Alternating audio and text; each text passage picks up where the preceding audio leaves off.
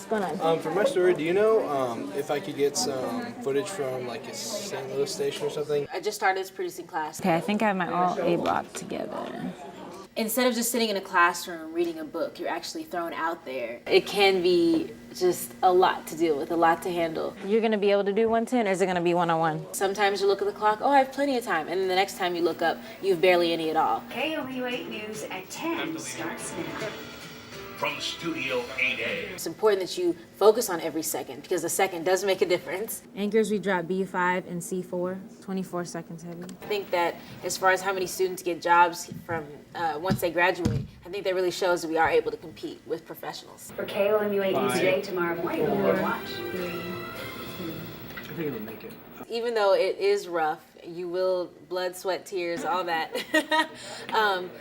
Just know there are a lot of other students going through it with you. Everybody's like, okay, overall, I think it was a pretty great show. No one outside of KOMU really understand what it is that we do here. And so to have people that do, it just really means something. All right, thanks, guys.